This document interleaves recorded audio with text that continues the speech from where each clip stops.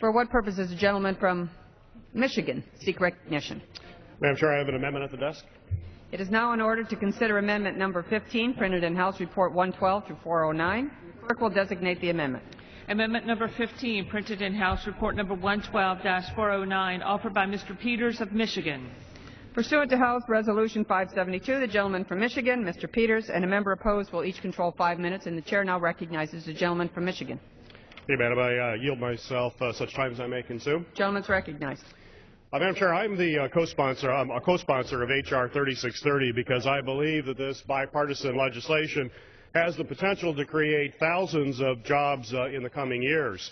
My amendment improves this bill by ensuring that those jobs stay here in the United States and in our local communities. When I meet with constituents, one of their top concerns is the persistent outsourcing of American jobs. Between 2000 and 2009, multinational corporations cut 2.9 million U.S. jobs while adding 2.4 million jobs overseas. Millions more jobs in diverse sectors such as life sciences, agriculture, and sales could be moving abroad over the next few years. Annual job losses to offshoring has been estimated to be around 300,000. Those 300,000 job losses, of course, are significantly slowing net job creation at a time when we need it most in this country. My amendment will simply require publicly held companies to disclose where their employees are located in their annual SEC filings. Are their employees here in the United States or are they overseas?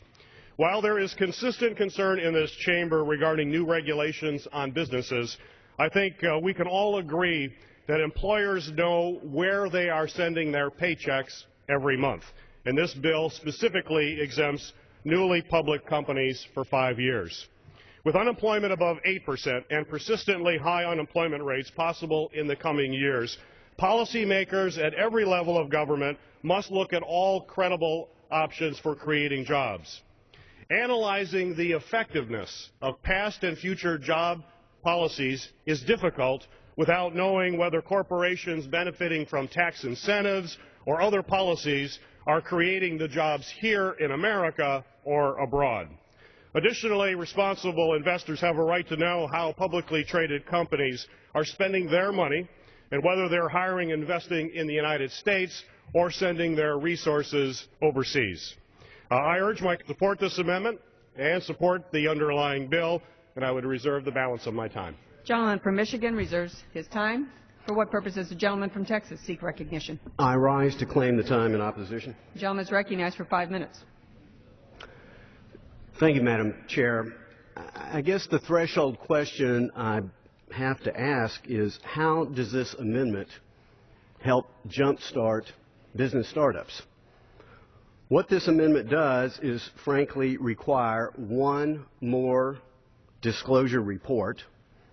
Much of this, frankly, I do not believe to be germane to the underlying bill, but it is here before us nonetheless. It is one more regulatory burden.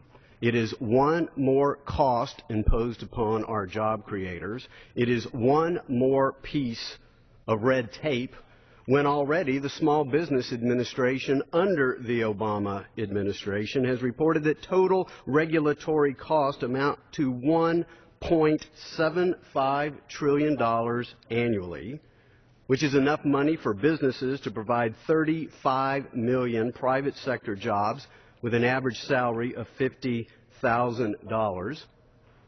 The same report from the Obama administration's Small Business Administration has reported that 64% of all new jobs in the past 15 years have come from small business, and yet these small businesses face an annual regulatory cost of $10,585 per employee.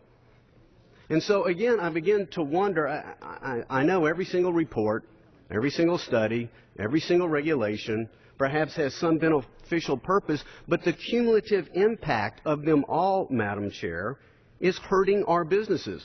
According to a recent Chamber of Commerce survey, 78% of small businesses surveyed report that taxation, regulation, legislation from Washington is what's making it harder for their firms to hire more individuals.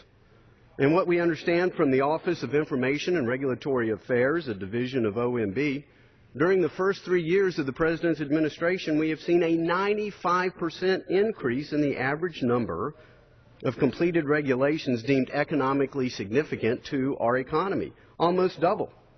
The administration has currently proposed 3,118 regulations. Again, at what point do you begin to say enough is enough?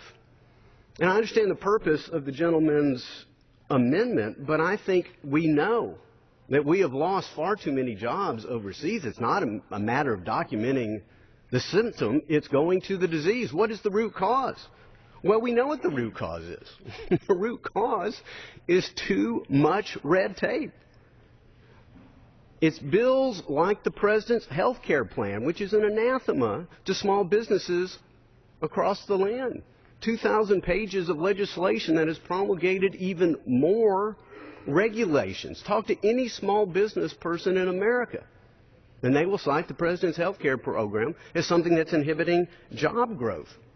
This regulatory burden, almost double economically significant regulations imposed. That's what's chasing jobs overseas. Taxation. The President is proposing $1.9 trillion more on taxes, much of it to fall upon small businesses, and we wonder why we're losing jobs overseas.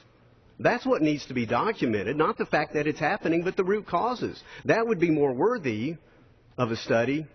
But at this point, the purpose bill is to help bring more companies onto this IPO on-ramp. This is at cross purposes, and I would urge my colleagues to defeat this, and I reserve the balance of my time. Gentleman reserves the balance of his time. The gentleman from Michigan. Well, thank you. I'd like to respond to my esteemed colleague in a couple of respects. One, he mentions that this is outside of the scope of the legislation, that this is really not germane to what we're dealing with. I think hopefully my colleague will agree with me that this legislation is about jobs. It is about creating jobs, but more importantly, making sure that those jobs are here in the United States. My colleague across the aisle wants to create jobs overseas. He can do that somewhere else. He should not be doing it in legislation before us. This is about empowering American businesses to hire American workers to grow the American economy. In order for us to do that, though, we need to have information. We have to know whether or not these policies that we are implementing are indeed doing what they are intended to do, which is create jobs in the United States. My colleague argues that this is somehow some incredible burden on companies to be able to report this. I want to remind my colleague that they already do report the number of employees they have. That is part of the SEC filings that currently public corporations are required to file. All this does is ask, where are those employees? Are they in the United States or are they overseas?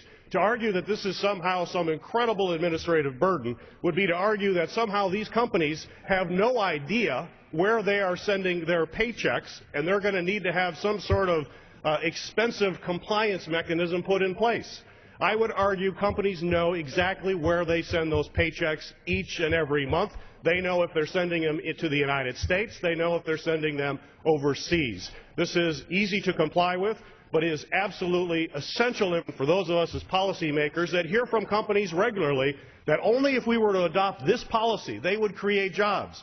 Well, if we adopt that policy, I would like to see that those jobs are actually being created in America and not overseas. We need to have that transparency. Additionally, this amendment is very careful to exempt new companies, those that are first filing. Initial first 5 years of a startup company do not have to file this. But what often happens with these new startup companies, that they start up in the United States, when they then move to scale up operations and really start selling products, all too often we see those companies sending those jobs overseas. And the scale up, most of the jobs, most of the good paying middle class jobs that are critical for a strong economy and for a strong democracy are being sent overseas. We need to know, we need to have the transparency. That's simply what this amendment does and would urge adoption. Gentleman from Texas.